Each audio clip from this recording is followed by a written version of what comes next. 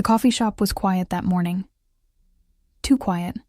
The kind of quiet that makes you hear your own heartbeat, that makes the clink of spoons against ceramic cups sound like church bells. I'd been working there for 6 months, long enough to know the regulars, short enough to still be invisible, and that's how I liked it. Invisible meant safe. Invisible meant surviving. My fingers were raw from the scalding water I'd been using to wash mugs for the past hour. The skin around my nails had begun to peel, but I barely noticed anymore. Physical discomfort had become background noise in my life, like the hum of the refrigerator or the occasional car passing outside the window of my studio apartment. "Lena, table 7 needs clearing," Marco, my manager, called from behind the counter. I nodded, tucking a strand of dark hair behind my ear before grabbing a tray. Table 7 was in the corner, partially hidden behind a decorative bookshelf. The table no one wanted unless they were trying to avoid being seen. As I approached, I registered the remnants of what looked like an important meeting. Scattered papers hastily gathered, coffee cups half empty, a laptop closed but still warm, and a scent. Something expensive. Not cologne exactly, but the smell of someone who wore custom suits and probably had never worried about making rent. That's when I first saw him. Not directly, just his back as he stood outside on the sidewalk, phone pressed to his ear. Broad shoulders beneath a charcoal suit that probably cost more than 6 months of my salary. Dark hair, precision cut. Even from behind, he radiated the kind of authority that made people step out of his way on the street without even realizing they were doing it. He wasn't alone. 2 men flanked him, one checking his surroundings with practiced vigilance, the other holding open the door of a sleek black Mercedes that had silently appeared at the curb. I gathered the cups onto my tray, my movements automatic while my eyes stayed fixed on the scene outside the window. Something about it felt wrong. The way the men moved, perhaps. Too coordinated, too aware, like predators. "Excuse me, miss." I nearly jumped out of my skin. A woman in a pencil skirt stood beside me, designer handbag clutched to her chest like a shield. "I think someone left this under the table." She held out a small leather-bound notebook. "Thanks. I'll put it in lost and found," I said, taking it from her. The woman nodded and left, her heels clicking against the hardwood floor. I flipped the notebook open, telling myself I was just checking for identification. There was none. Just pages of numbers and initials that made no sense to me. But on the last used page, a single name was circled repeatedly. Alessio Vitale.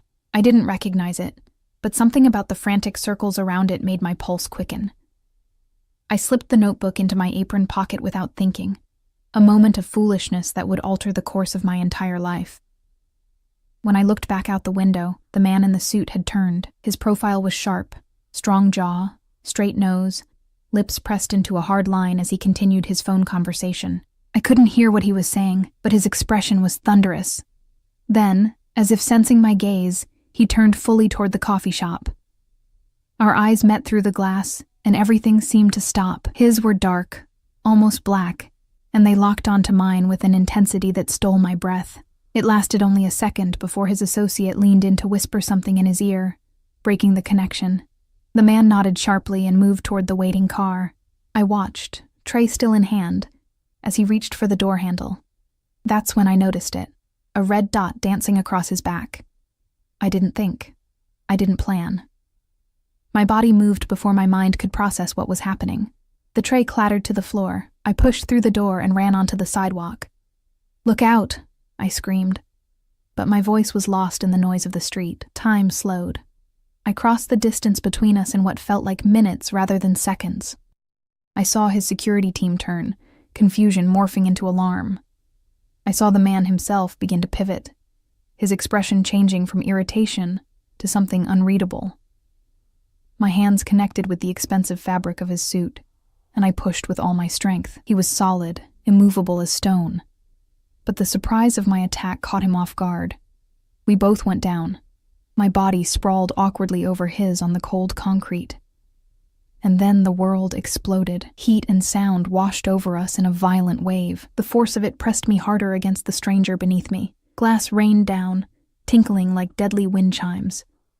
The smell of burning metal and plastic filled the air, acrid and thick. For a moment, Everything went dark. When my vision cleared, the Mercedes was engulfed in flames. People were screaming, running. Sirens wailed in the distance. "Get her up." The voice came from somewhere above me, urgent but controlled. Hands gripped my arms, hauling me to my feet with bruising force. My legs wobbled, threatening to give way, but the hands held me upright. "Are you hurt?" A different voice, deeper, accented. It came from the man I had tackled, the man who should have been in that car. I tried to focus on his face, but my vision swam. No, I don't think so." His eyes narrowed, studying me with a calculation that made my skin prickle. "What did you see?" "A red dot," I managed. "On your back." Something flickered in his expression. Surprise, perhaps, or suspicion. Before he could respond, one of his men leaned in close. "Police are coming, sir. We need to move."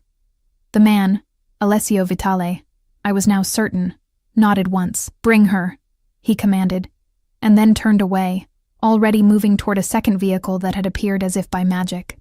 "Wait, what?" I tried to pull away, but the grip on my arms tightened. "I need to stay. I have to talk to the police." The man holding me leaned down, his breath hot against my ear. "That's not an option. You just saved the boss's life. He wants to thank you personally. I have a shift." The absurdity of my protest hit me even as the words left my mouth. There had just been an explosion. Someone had tried to murder this man, and I was worried about my minimum wage job. "Your shift is over," said the guard, propelling me toward a black SUV with tinted windows. I dug my heels in. "I'm not going anywhere with you. I don't even know who you are." The guard stopped, an almost pitying look crossing his face. "You put yourself in his path. You touched him. You know his face. Your choices disappeared the moment you pushed him to the ground." Fear, cold and sharp, sliced through me. "I saved his life," I whispered. "Yes," the guard agreed. "And now your life belongs to him." Before I could process what that meant, I was ushered into the back of the SUV. The door closed with a soft, expensive-sounding thud that somehow felt more final than a slam would have. The interior smelled of leather and something else, that same expensive scent I'd noticed earlier. Alessio Vitale sat across from me, his phone already to his ear, speaking rapid Italian. Despite having been thrown to the ground moments before, he looked immaculate, not a hair out of place, not a wrinkle in his suit. Only a small cut above his eyebrow, beading with blood, gave any indication that something had happened. The SUV pulled smoothly into traffic, leaving behind the chaos and flames. I turned to look out the window, watching as the coffee shop, my safe, predictable life, disappeared from view. Marco would wonder where I'd gone. My landlord would wonder why my rent was late. No one else would notice I was missing. Your name. It wasn't a question, but a demand. I turned back to find Alessio watching me. His phone now tucked away. Up close, he was even more intimidating. Early 40s, perhaps, with threads of silver at his temples that only enhanced his authority rather than diminishing it. "Lena," I said, surprised by the steadiness of my voice. "Lena Reyes. Do you know who I am, Lena Reyes?" I hesitated, then reached into my apron pocket and pulled out the notebook. Alessio Vitale. His expression didn't change, but the temperature in the car seemed to drop by several degrees. He held out his hand, and I placed the notebook in it without resistance. "Where did you get this?" His voice was soft, which somehow made it more terrifying. "Someone left it under the table. A woman gave it to me right before." I gestured vaguely, unable to put the explosion into words. "And you decided to keep it instead of turning it in." It wasn't a question, so I didn't answer. We both knew I had made a terrible mistake. He flipped through the notebook, his face unreadable. Finally, he closed it and slipped it into his jacket pocket. "The red dot you saw. Tell me exactly what happened." I swallowed hard. "You were about to get into your car. I noticed a red dot moving across your back. I watch a lot of crime shows. I knew what it was. A laser sight," he supplied. "And your first instinct was to risk your life for a complete stranger?" Put that way, it did seem insane. I didn't think. I just reacted. He studied me with those dark, penetrating eyes. Most people would have frozen or run away. I didn't know how to respond to that. I'd always been the type to run toward danger rather than away from it, a quality that had gotten me into trouble more than once. It was the same impulsiveness that had led me to flee my hometown after my mother's death, to try to outrun the suffocating grief that threatened to consume me. "Where are you taking me?" I asked finally. "Somewhere safe. I was safe before." A ghost of a smile touched his lips. "Were you? A woman who runs toward gunfire and steals notebooks from my business associates? I think you and I have very different definitions of safety, Lena Reyes." The way he said my name, like he was committing it to memory, sent a shiver down my spine. "I want to go home."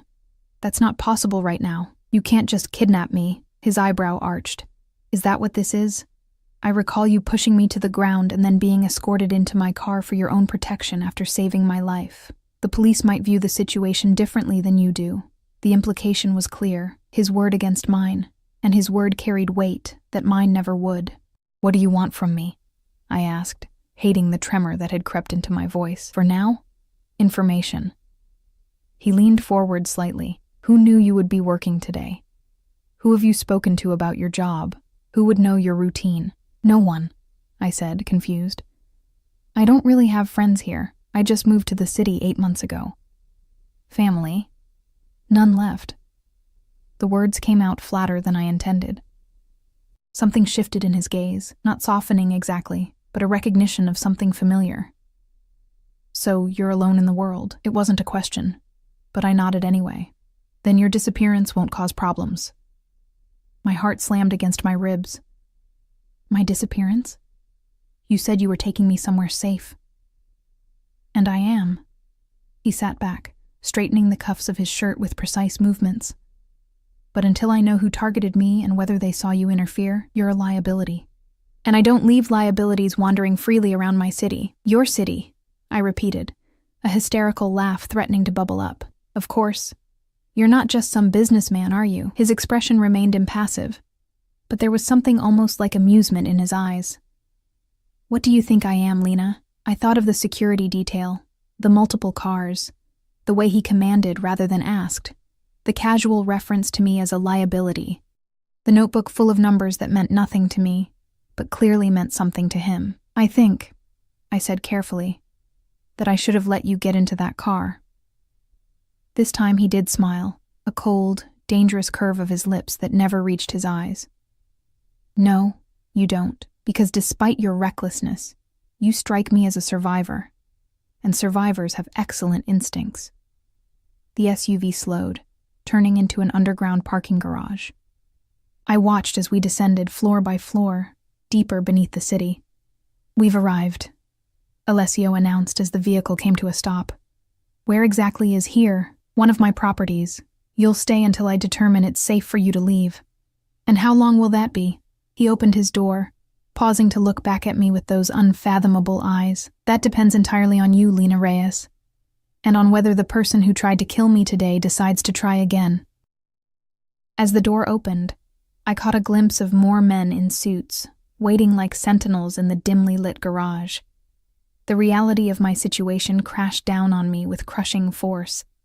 In saving Alessio Vitale's life, I had irrevocably entangled myself with a man who was clearly dangerous, powerful, and now, because of me, hunted. Worse still, I'd brought something valuable and secret into his orbit, that innocent-looking notebook that I should have left alone. I stepped out of the SUV on shaky legs, wondering if I'd traded one death for another, more prolonged one. But as Alessio's hand came to rest at the small of my back, guiding me toward an elevator, I couldn't deny the electric current that shot through me at his touch. Whatever fate awaited me, there was no going back to the quiet, invisible life I'd been living. For better or worse, Alessio Vitale now had my full attention, and I had his. The elevator ascended silently, the only indication of our movement, a subtle pressure change in my ears. I stood rigid beside Alessio, acutely aware of his proximity and the warmth radiating from his body. 2 guards flanked us, their expressions impassive, eyes fixed straight ahead. "You're trembling," Alessio observed quietly. I hadn't noticed, but he was right. A fine tremor had taken hold of my limbs. Delayed shock, perhaps, or simply fear of my uncertain future.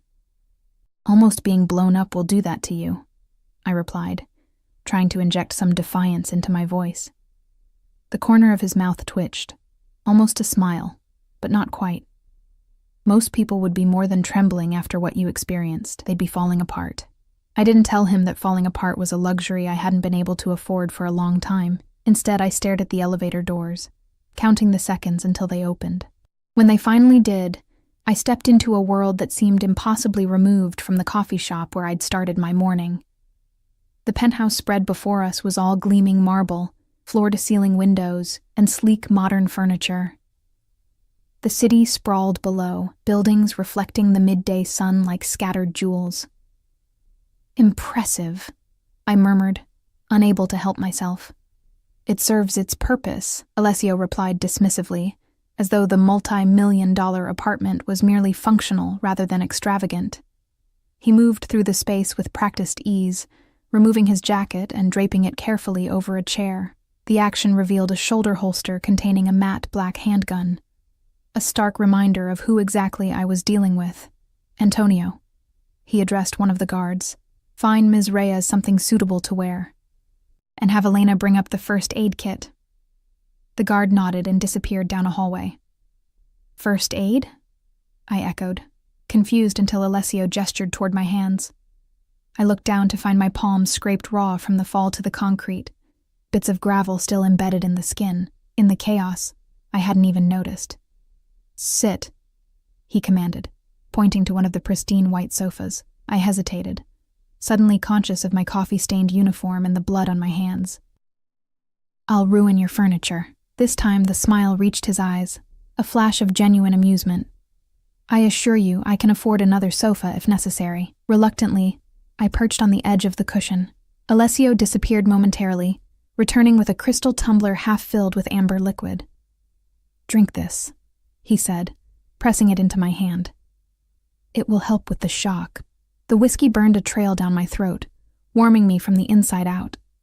I took another sip, then set the glass on the coffee table. Thank you, I said automatically, then immediately felt foolish for thanking my captor for alcohol. A woman appeared, Elena, presumably, carrying a silver case. She set it on the table and opened it to reveal an array of medical supplies that looked more professional than what I'd expect in a typical home first aid kit.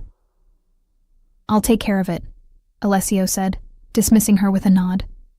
When we were alone again, he sat beside me and took one of my hands in his. His touch was surprisingly gentle as he examined the damage. This might sting, he warned, before cleaning the wounds with an antiseptic wipe. I bit my lip to keep from wincing. Do you often tend to your prisoner's injuries personally? He looked up, his dark eyes meeting mine. Is that what you are? A prisoner? You tell me. Can I leave if I want to? No, he said simply, returning his attention to my hand. But that doesn't make you a prisoner. It makes you a guest with limited options. A captive, then.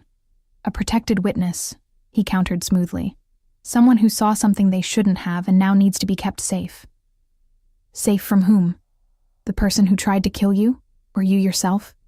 His hand stilled. Do you think I would harm someone who saved my life? I studied his face, the sharp angles, the controlled expression that revealed nothing of his thoughts. I think you're the kind of man who does whatever is necessary to protect his interests. And right now, I don't know if I'm an asset or a liability in your calculation. Something flashed in his eyes. Surprise, perhaps, or respect. Perceptive, he murmured, resuming his ministrations. But incomplete. I am indeed a man who protects his interests. And you, Lena Reyes, became one of my interests the moment you pushed me out of the path of a bullet. Because I saved you? Because you were willing to die for a stranger. He finished bandaging my first hand and moved to the second. That kind of selflessness is rare. Rarer still in my world. Your world, I repeated. And what world is that exactly? Are you going to tell me? Or do I have to keep pretending I don't know what's happening here? Alessio was silent for a long moment, his focus seemingly on the task of removing tiny bits of gravel from my palm with a pair of tweezers. When he finally spoke, his voice was measured, deliberate.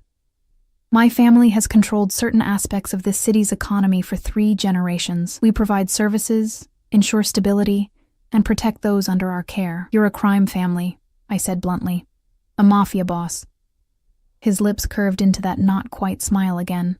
So American, with your Hollywood terminology, but yes, if it helps you to think of it that way. Fear and something else, something I was reluctant to name, twisted in my stomach. And the person who tried to kill you? A business rival, most likely, or perhaps someone within my own organization who's grown ambitious. Hence the trust issues. Hence the caution, he corrected, applying antiseptic to my second hand. Trust is earned, not given freely. And how exactly am I supposed to earn your trust while being kept here against my will? He finished bandaging my hand, but didn't release it immediately. His thumb traced a light circle on my wrist, just above the bandage. The casual intimacy of the gesture made my breath catch. By being honest with me, he said, his eyes intent on mine.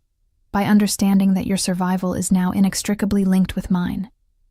And by accepting that, for the foreseeable future, your old life is gone. The weight of his words pressed down on me. My apartment with its leaky faucet and temperamental heating. My job with its predictable rhythm and anonymity. The simple, lonely existence I'd built for myself after escaping the suffocating small town where I'd grown up. All of it, gone in an instant. For how long? I asked, my voice barely above a whisper. Until I find who's responsible for the attempt on my life. Until I'm certain you're not in danger for your role in saving me. And if I refuse? If I walk out of here right now?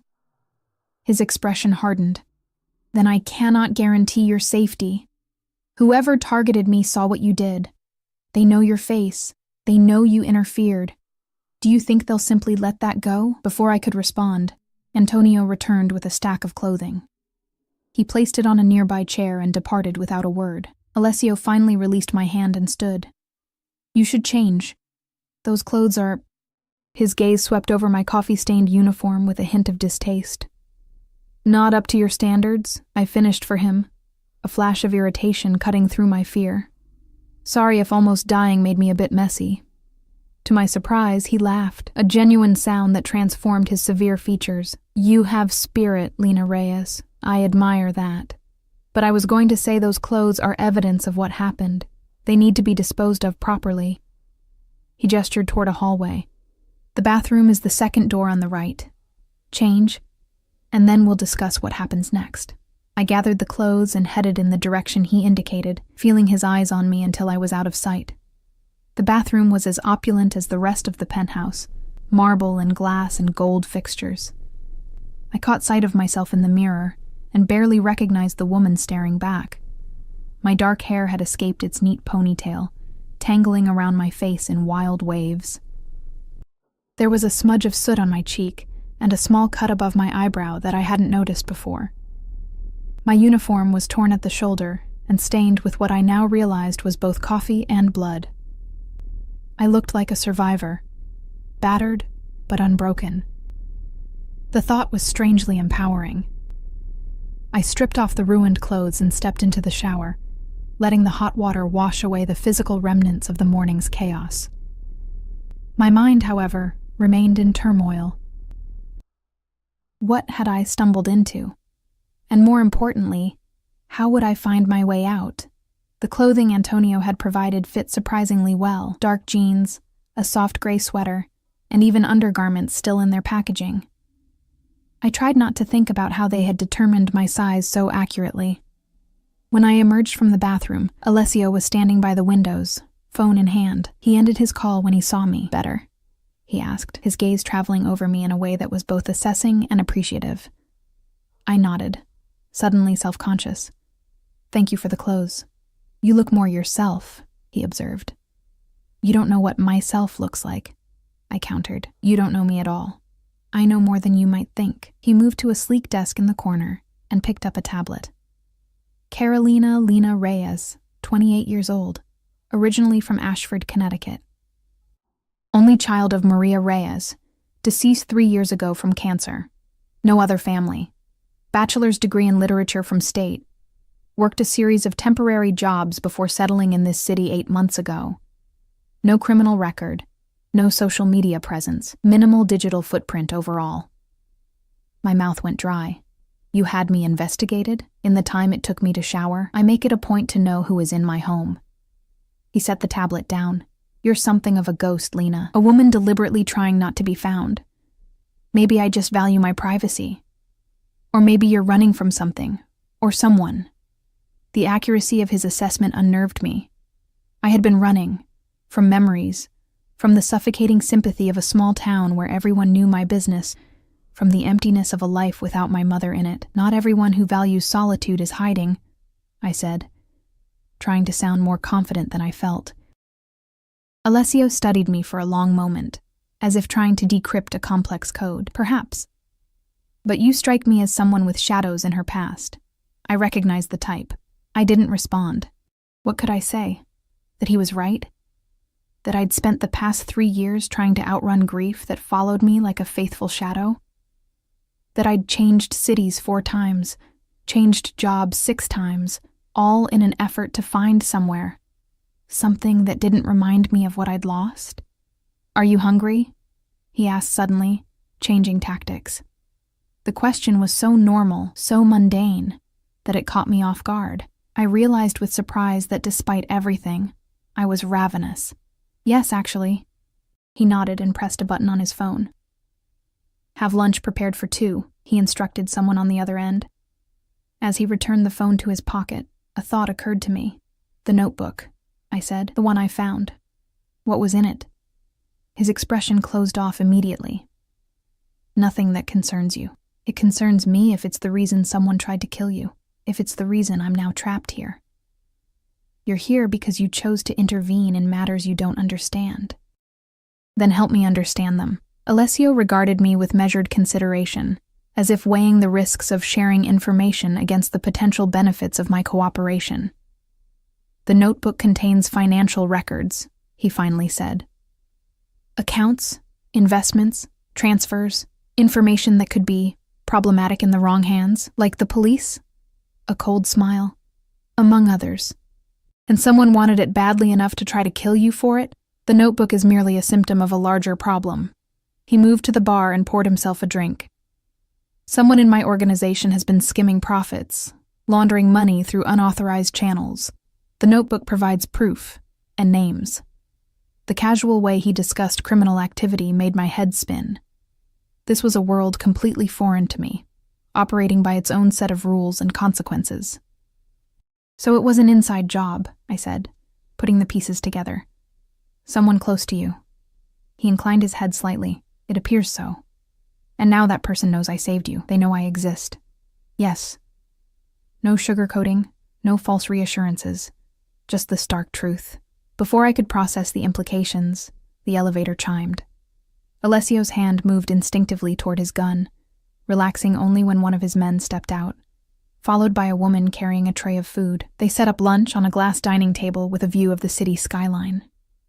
The woman, different from Elena, younger with a perpetually downcast gaze, arranged plates of grilled fish, roasted vegetables, and crusty bread with the efficiency of someone who'd performed this task many times before. When they departed, Alessio gestured for me to sit, eat. We have matters to discuss. The food was exquisite, but I barely tasted it. My mind was too busy calculating scenarios, trying to find a path out of this situation that didn't end with me dead or permanently entangled with a criminal organization. You said I saved your life, I began carefully. That creates a debt. Alessio's eyes narrowed slightly. It does. Then repay it by letting me go. Give me enough money to start over somewhere new. I won't go to the police. I won't tell anyone what happened. I'll disappear. He studied me over the rim of his wine glass. And where would you go, Lena? Back to another coffee shop in another city? Another anonymous existence where you're neither happy nor truly alive? The accuracy of his assessment stung. That's not your concern. It became my concern when you put your life at risk for mine. He set down his glass. Besides, disappearing is not as simple as you might think. Not in today's world. Not from the kind of people who would hunt you. I've done it before, I said before I could stop myself. Interest flickered in his dark eyes. Have you? From whom were you hiding, I wonder? I looked away. Not hiding. Just starting over after your mother's death. My eyes snapped back to his. Don't talk about her. Something softened in his expression. Not pity, but recognition. I lost my father when I was 22. The world expects you to move on after a suitable period of mourning. They don't understand that grief becomes a part of you, that you carry it forever. The unexpected vulnerability caught me off guard. I searched his face for signs of manipulation, but found only sincerity. How did he die? I asked quietly, much like someone tried to arrange for me today. A car bomb. His voice remained steady, but I saw the tension in his jaw. I was supposed to be with him. A last-minute change of plans kept me at the office. I'm sorry, I said, and meant it. It was a long time ago. He reached for his wine again, but it taught me a valuable lesson about loyalty and betrayal, about keeping your friends close and your enemies closer. Is that what I am now? A friend or an enemy? That depends entirely on you. His gaze held mine, intense and uncompromising. But I'm inclined to consider someone who risked their life for mine as at least a potential ally. And if I don't want to be your ally, if I just want my old life back? Your old life is gone, Lena. The moment you interfered, you entered my world. The question now is not whether you can leave, but how you will navigate within it. The finality in his tone sent a chill through me. So I am a prisoner. You are under my protection, he corrected. A distinction you'll come to appreciate once you understand the alternatives. Before I could argue further, his phone rang. He glanced at the screen, his expression hardening. Excuse me, he said, standing. I need to take this. He moved to the far side of the room, speaking rapidly in Italian. Though I couldn't understand the words, the tension in his voice was unmistakable. I took the opportunity to approach the floor-to-ceiling windows, gazing out at the city below. From this height, everything looked ordered, peaceful. Cars moved along the streets like toys, people reduced to mere specks. It was hard to believe that somewhere down there, the remains of a destroyed Mercedes were still smoking, that someone had tried to commit murder in broad daylight, that my life, as I knew it, had ended. Alessio's reflection appeared beside mine in the glass. Beautiful view, isn't it? This city has been my family's for generations. People aren't property, I said. Cities don't belong to anyone. A ghost of a smile touched his lips. A philosophical perspective, but not a practical one. Everything belongs to someone, Lena. The question is simply, who has the power to claim it? I turned to face him. And what are you claiming now? Me? Something dangerous flashed in his eyes. I don't claim people. I protect what's mine. I'm not yours. No? He stepped closer, his presence overwhelming in its intensity. You saved my life. In some cultures, that creates a bond more binding than blood. My heart hammered against my ribs. But I held my ground. In my culture, it would earn me a thank you, and maybe a gift basket, not imprisonment. To my surprise, he laughed, a genuine sound that transformed his severe features. You are remarkable, Lena Reyes. Most people would be too terrified to speak to me this way. Maybe I haven't fully processed the danger yet. Or maybe you've faced worse fears than me. His expression grew serious again. That call was from my security team. They've identified the shooter. My breath caught. Who? Someone connected to the Barisi family, old rivals of mine. He watched my reaction carefully. They also found evidence that suggests information was leaked from within my organization. Someone provided your coffee shop's location, my schedule, the exact vehicle I would be using. So it was an inside job, like you suspected. He nodded grimly. Which means I can't trust anyone until I identify the traitor. Except me, I said, the realization dawning. Because I'm the only person who's definitively proven I don't want you dead. The corner of his mouth twitched, precisely. The irony wasn't lost on me. My impulsive act of heroism had made me the one person this dangerous man could trust in a sea of potential betrayers. What happens now? I asked. Now we wait. My men are tracking down leads. In the meantime, you stay here where it's safe. For how long? As long as necessary. The vague timeline sent a wave of panic through me. I can't just disappear. I have rent due next week. A job. Both easily handled. He waved a dismissive hand. Your apartment has been paid for the next 3 months. Your employer has been informed you had a family emergency and won't be returning. I stared at him, incredulous. You did all that without asking me? Would you have preferred I left loose ends that could lead back to you? To us? His gaze intensified. The people who want me dead wouldn't hesitate to use you to get to me. They need to believe you've vanished. The reality of my situation crashed down on me with renewed force. This wasn't a temporary inconvenience. This was my life now, at least until Alessio found who had betrayed him and neutralized the threat. I turned back to the window, fighting the urge to scream or cry or both. I need some air. To my surprise, he nodded. The terrace is through those doors. It's secure. 27 floors up with access only through this penthouse. You'll be safe there. I moved toward the glass doors he indicated, desperate for space to think, to breathe. As I reached for the handle, his hand closed gently around my wrist. Lena. His voice was softer now, almost gentle. I know this is difficult, but I promise you, I will keep you safe. Our eyes met, and something unspoken passed between us. An understanding, perhaps, or a recognition of our shared circumstances. Both of us caught in a dangerous game, both at risk, both depending on the other in ways neither had anticipated. I don't want your protection, I said quietly. I want my freedom. In this situation, they're one and the same. He released my wrist. Without one, you cannot have the other. The terrace was spacious, wrapping around 2 sides of the penthouse. The early afternoon sun warmed the elegant outdoor furniture and potted citrus trees. In another context, it would have been paradise. I leaned against the railing, letting the breeze cool my flushed cheeks. Far below, the city continued its rhythmic pulse, oblivious to my personal catastrophe. Sirens wailed in the distance, perhaps still responding to the explosion that had altered the course of my life hours earlier. The sound of the door sliding open announced Alessio's presence before I saw him. He joined me at the railing, his shoulder nearly touching mine as we gazed out at the skyline together. My father used to say that from up here. You can see the patterns, he said quietly. The flow of the city, the movement of power, things invisible from the ground become clear. And what patterns do you see now? I asked, glancing at his profile. His jaw tightened. Betrayal. Ambition. The familiar dance of those who think they can take what isn't theirs. Including me?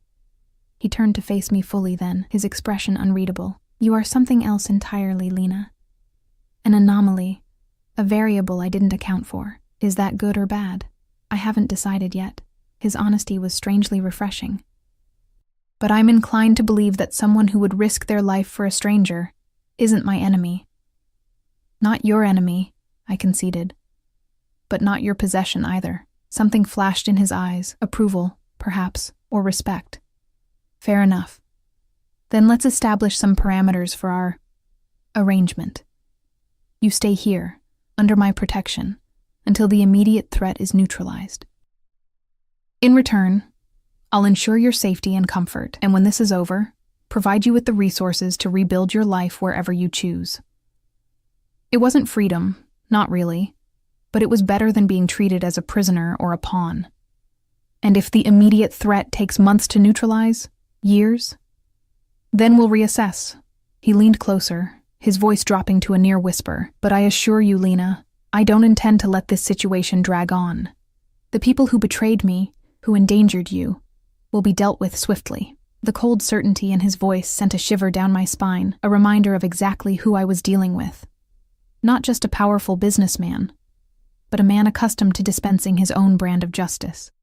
I want your word, I said, meeting his gaze steadily, that when this is over, you'll let me go, no strings attached. Alessio studied me for a long moment, his dark eyes searching mine. Then, with deliberate movement, he extended his hand. You have my word, Lena Reyes. I hesitated only briefly before placing my hand in his. His grip was firm, warm, the calluses on his palm a surprising contrast to his refined appearance.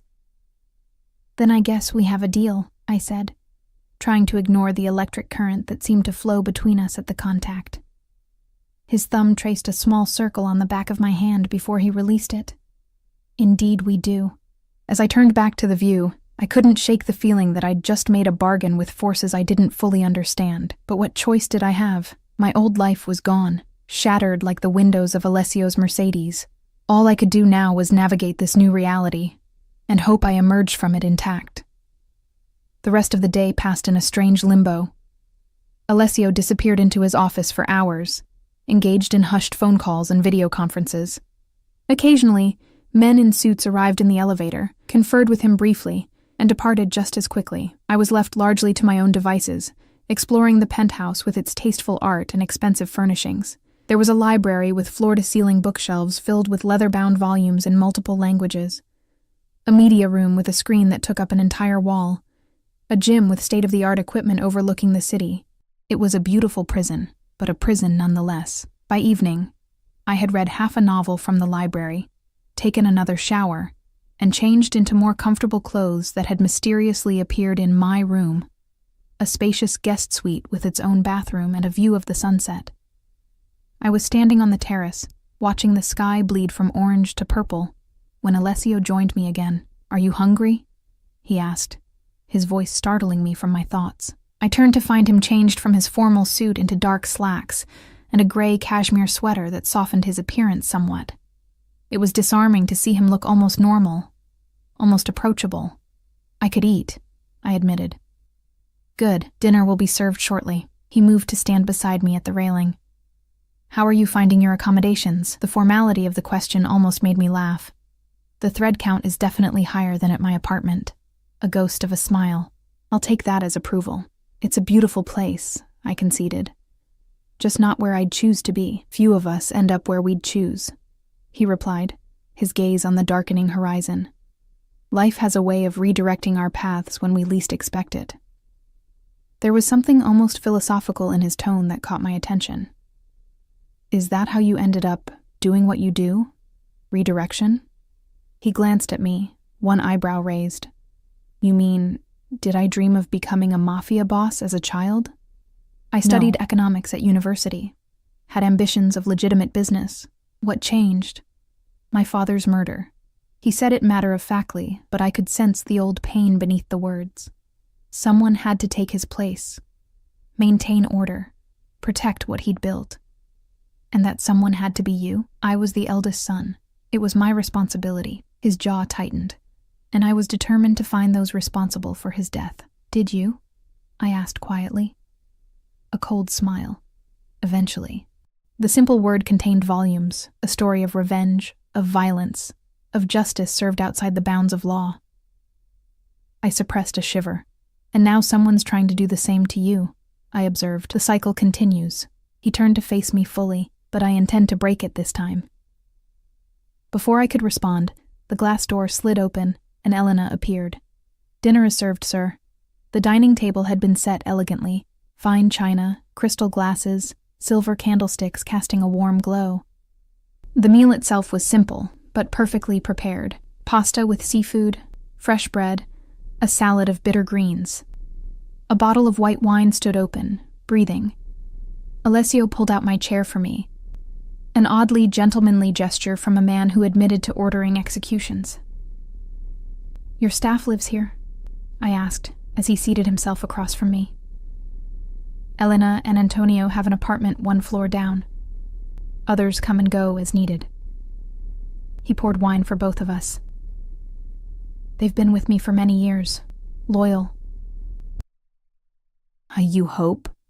I said before I could stop myself. His eyes met mine, sharp with interest. "Indeed.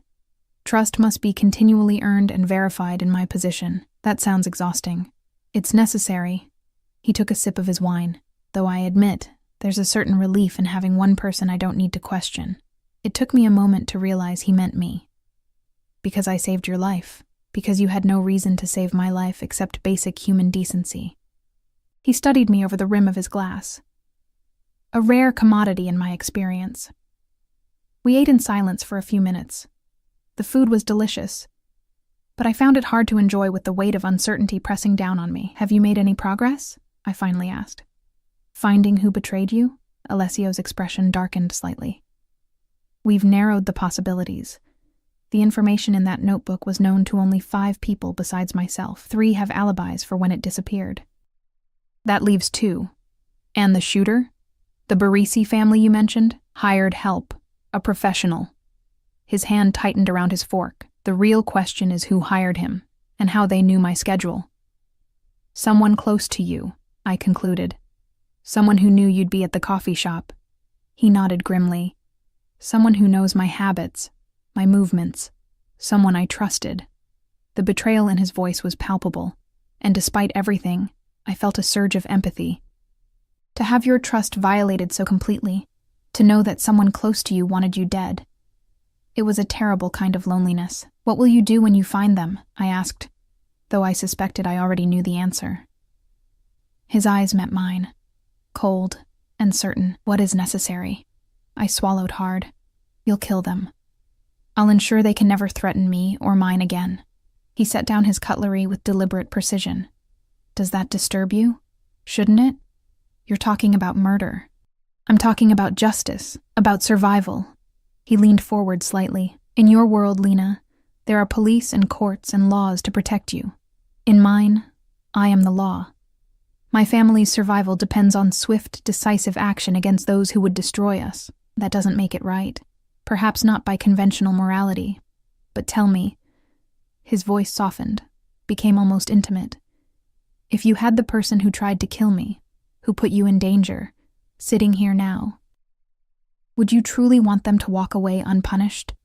The question unsettled me, because I wasn't entirely sure of my answer. The person who had targeted Alessio had also irrevocably changed my life, had put me in the crosshairs of a danger I never asked for. "I wouldn't want them dead," I said finally, "but I wouldn't want them free either." He nodded, as if my answer satisfied him. "Then we agree on the principle, if not the method." The conversation shifted then to lighter topics. Alessio asked about my studies, my interest in literature. I found myself explaining my love of Russian novels, of stories about people facing impossible moral choices. He was surprisingly knowledgeable, debating plot points of books I'd studied in college with the ease of someone who'd read them multiple times. It was disconcerting, this glimpse of the man beneath the power and violence, the educated, thoughtful person who might have had a very different life if not for the redirection he'd spoken of earlier. After dinner, we moved to the living area where Elena had set up coffee and small glasses of amber liqueur. "Nocino," Alessio explained, seeing my questioning look. "Walnut liqueur, my grandmother's recipe." I took a small sip, letting the complex flavors of nuts, spices, and caramelized sugar bloom on my tongue. "It's delicious. One of the few traditions I maintain from my childhood." There was a softness to his expression now, the fortress of his guard lowered slightly by good food and conversation. "What was it like?" I asked. "Growing up in this world?" He considered the question, swirling the liquid in his glass. "Privileged in many ways. We never wanted for anything material. But there were other costs. Constant vigilance, limited friendships, the knowledge from an early age that our family was different, set apart. Lonely, I suggested. His eyes met mine, a flash of recognition in their dark depths. Yes, though I didn't recognize it as loneliness until much later. It was simply our normal. I thought of my own childhood, a single mother working multiple jobs, a small apartment above a laundromat, secondhand clothes and discount groceries. Different circumstances entirely, yet I recognized the isolation he described. After my father died, he continued, the loneliness took a different form, the isolation of leadership, of being the one who makes the difficult decisions, who bears the consequences. "Is that why you never married?" The question slipped out before I could consider its appropriateness. Rather than being offended, he seemed amused. Observant of you to notice the absence of a wife. But no, that was a choice. In my position, attachments are vulnerabilities. Potential leverage for enemies. That sounds like a convenient excuse for avoiding commitment. He laughed, the sound rich and unexpectedly warm. Perhaps it is. Or perhaps I simply never met someone worth the risk. His eyes held mine for a beat too long, and I felt heat rise to my cheeks. I looked away first, taking another sip of the nocino to hide my discomfort. "And you?" he asked. "No significant attachments in your life?" "No," I said simply. "Not for a long time." By choice or circumstance, I considered the question, surprising myself with my honesty. After my mom died, I just couldn't handle the thought of losing anyone else. It was easier to keep people at a distance. "Ah." There was no pity in his voice, just understanding. The preemptive strike against grief. I'm familiar with the strategy. "Does it work for you?" I asked. "About as well as it seems to work for you." A wry smile, which is to say, it ensured survival, but not much else. The conversation was veering into territory that felt too intimate, too revealing. I set down my empty glass and stood. "I think I need some sleep," I said. "It's been a long day." Alessio rose as well, impeccable manners even in this strange circumstance. "Of course. We both should rest. Tomorrow may bring developments." As I turned to go, he spoke again. "Lena." His voice was softer now, almost gentle. "I know this situation is far from ideal, but I want you to know that you are genuinely safe here. No one will harm you under my protection." I looked back at him, this dangerous, complex man who held my future in his hands. "It's not just physical safety people need, Alessio. We need freedom too." Something flashed in his eyes. Respect, perhaps. "Freedom is relative. We all have our cages, visible or invisible. Some cages have keys," I replied. "Indeed they do." He inclined his head slightly. "And when the time is right, I will give you yours. You have my word." I nodded, not entirely convinced but too tired to argue further. "Good night, then." "Sleep well, Lena." In my room, I changed into the silk pajamas that had been provided and slid between sheets that probably cost more than a month's rent at my apartment. Despite the luxury surrounding me, sleep was elusive. My mind kept replaying the day's events. The explosion, the fear, the strange dinner conversation with a man who spoke of murder and Russian literature with equal eloquence. I must have drifted off eventually, because a sound woke me. A soft thud followed by voices, too distant to make out words but urgent in tone. The digital clock on the nightstand read 3:17 a.m. Slipping out of bed, I moved to the door and opened it just enough to peer into the darkened hallway. Light spilled from the living area, along with the murmur of tense conversation. I hesitated, debating whether to investigate or return to bed. Curiosity won out. I padded silently down the hallway, careful to stay in the shadows.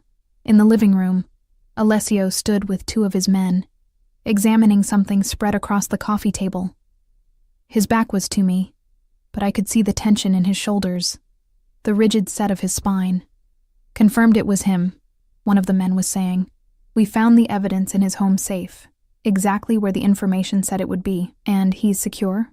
Alessio's voice was cold, controlled. "Yes, sir. At the warehouse location. No one followed." Alessio nodded once. "I'll deal with him personally. No one else is to speak with him." "Understood, sir."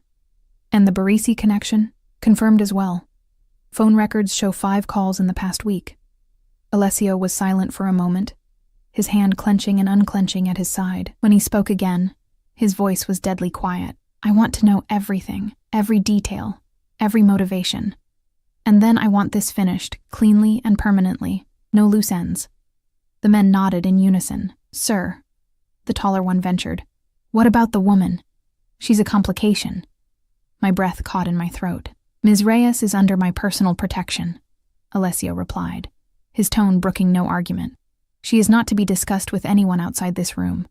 As far as the organization is concerned, she doesn't exist.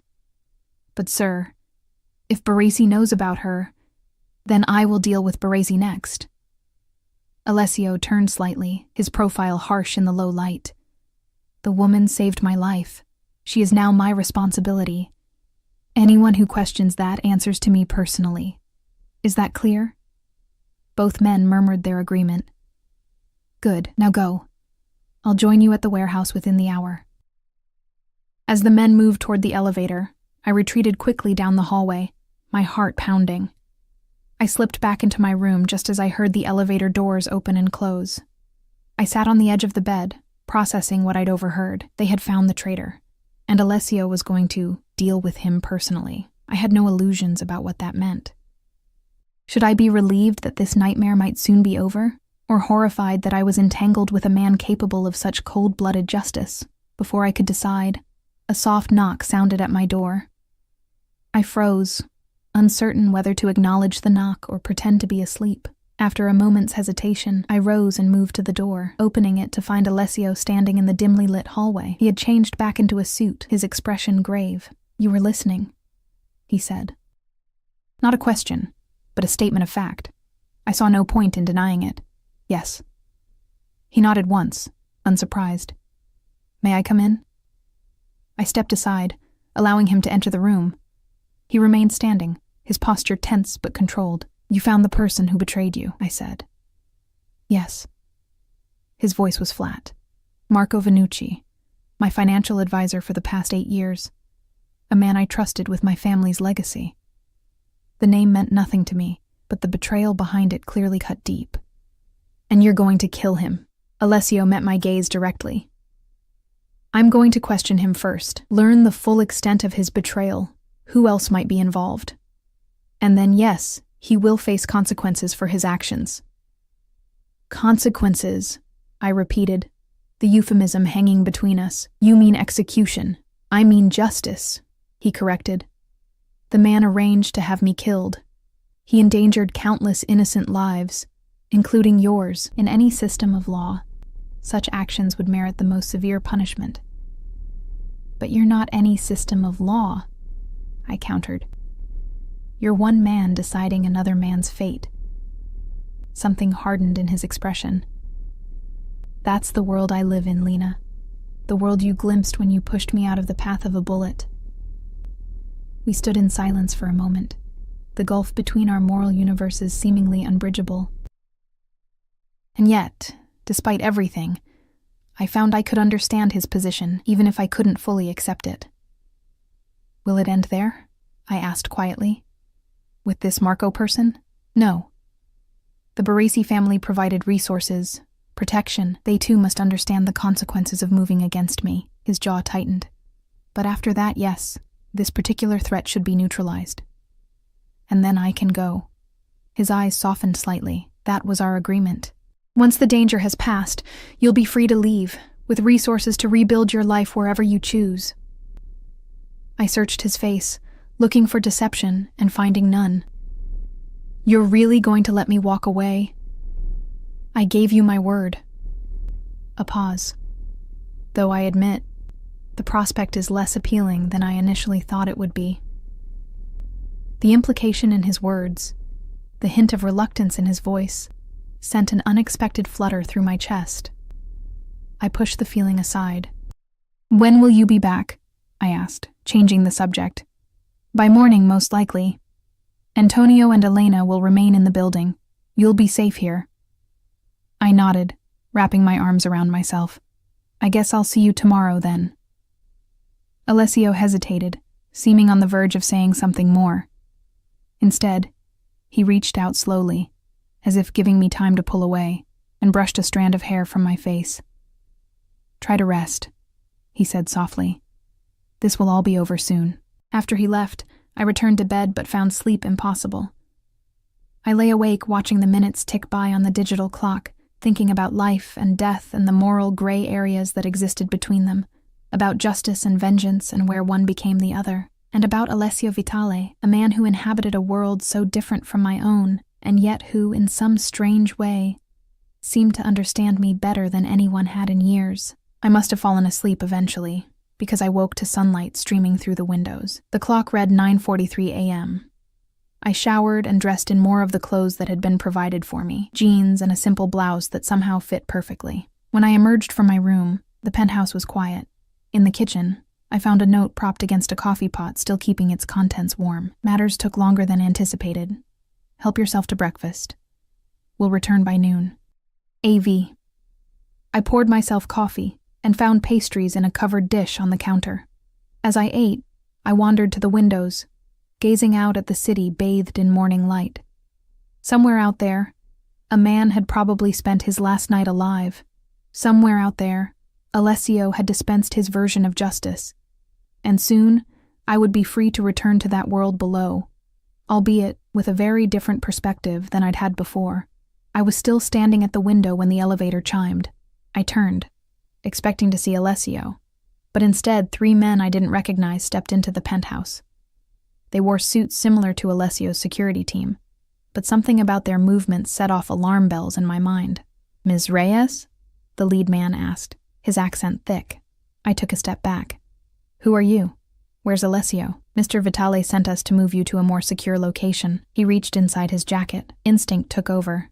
I grabbed the heavy glass coffee pot and hurled it at him, then bolted for the terrace doors. Behind me, I heard shouts and the unmistakable sound of a gun being drawn from a holster. I burst onto the terrace, frantically looking for an escape route. 27 floors up, there was nowhere to go. I pressed myself against the wall beside the door, hoping to ambush whoever came through. The first man appeared in the doorway, gun raised. I swung a potted plant at his head with all my strength.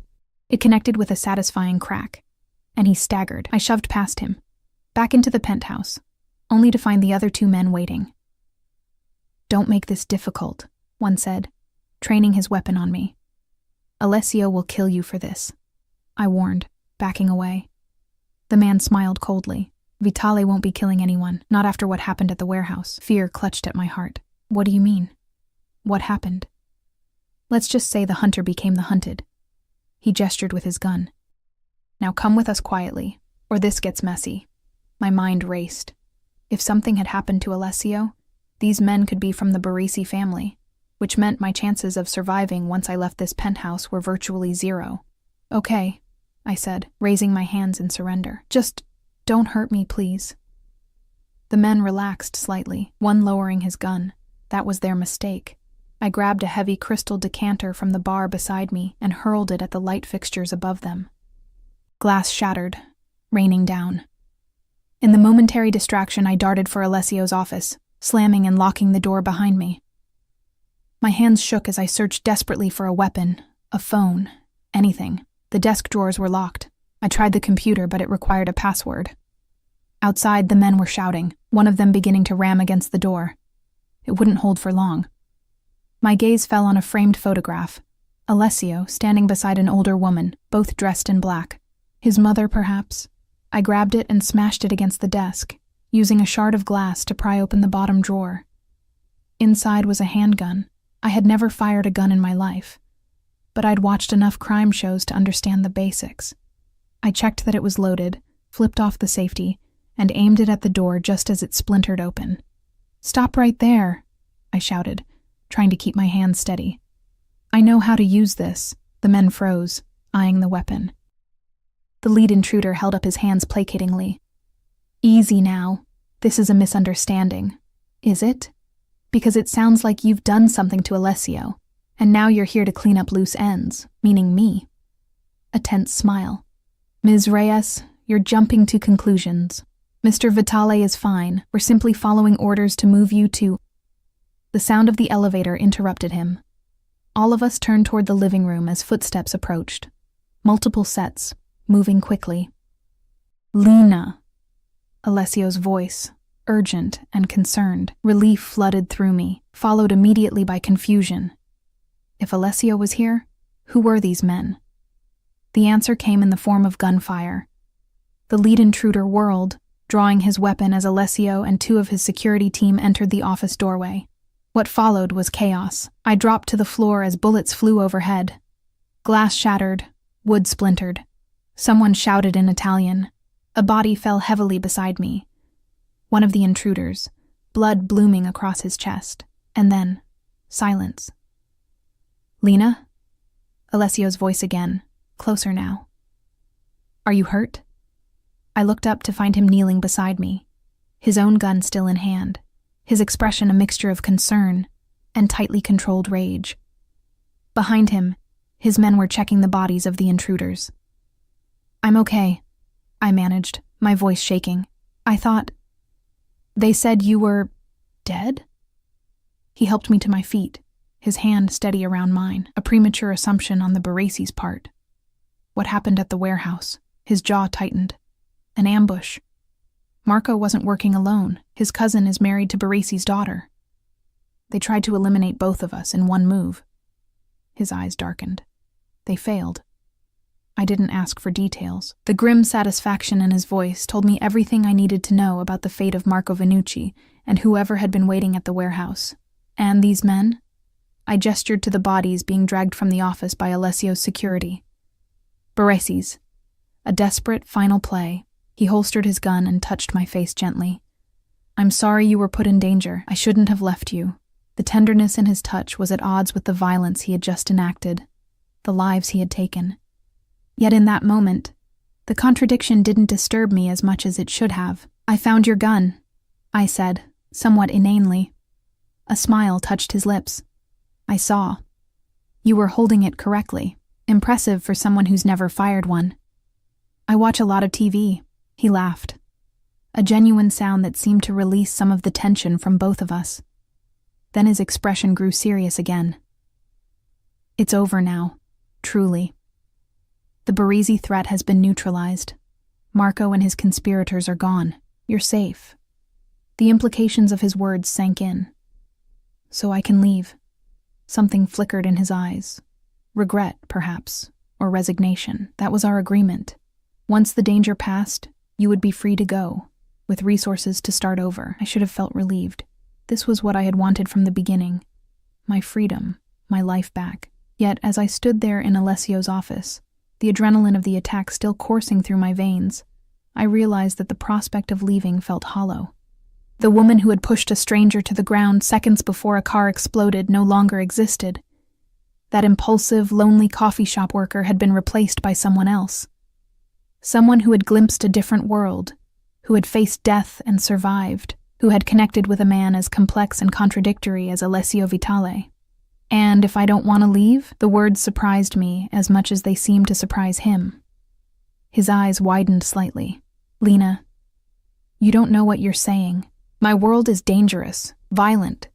It's no place for someone like you. Someone like me? I challenged. You mean someone who risks her life for others? Someone who fights when cornered? Someone who understands loneliness and loss? He stepped closer, his gaze intense. You deserve better than this life. Maybe I deserve the right to choose my own life, I countered. Maybe I'm tired of being invisible, of hiding from connections because I'm afraid of loss. Maybe I want something real, even if it's complicated. Alessio searched my face, looking for uncertainty or fear, and finding none. Slowly, he raised a hand to cup my cheek. What are you proposing exactly? He asked, his voice low. I don't know, I admitted. Not exactly. Just not goodbye, not yet. A small smile curved his lips. Not yet, he agreed. His hand slid to the nape of my neck, drawing me closer. I went willingly, my own hands finding the solid warmth of his chest. When our lips met, it felt both inevitable and surprising, a culmination and a beginning. The kiss deepened, his arms encircling me completely, mine winding around his neck. In that moment, all the contradictions seemed to make sense. The violence and the tenderness, the danger and the protection, the freedom and the choice. When we finally broke apart, both slightly breathless, Alessio rested his forehead against mine. You understand, he said softly, that this won't be simple. That being with me comes with complications, with risk. I pushed a Mafia boss to the ground seconds before a car exploded, I reminded him, a smile tugging at my lips. I think I've proven I can handle complications. He laughed, the sound warming me from the inside out. Indeed you have. His expression grew serious again. I can't promise you a normal life, Lena, but I can promise to protect you, to value you, to never take for granted what you've given me. And what's that?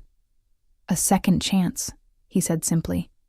At life, at connection, at something I thought wasn't possible for someone like me. Outside the shattered windows of the penthouse, the city continued its eternal rhythm. Somewhere below, people were going about their ordinary lives, unaware of the violence and passion that had unfolded 27 floors above them. I had been one of those people just days ago. Invisible, alone, existing, rather than living. Now I stood in the arms of a dangerous, complex man who had shown me both the darkest and most compelling aspects of human nature. A man who had seen me, truly seen me, perhaps for the first time in years. So, Alessio murmured against my hair, what happens now? I leaned back to meet his gaze, finding in it a reflection of my own certainty.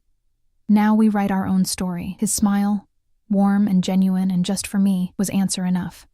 In that moment, I knew that the car explosion hadn't just saved his life. In its own way, it had saved mine too. By shoving Alessio Vitale to the ground that day, I had fallen into a new existence. One filled with danger, yes, but also with passion, purpose, and the kind of connection I had been running from for too long. It wasn't the life I had planned. It wasn't safe or predictable or ordinary. It was better.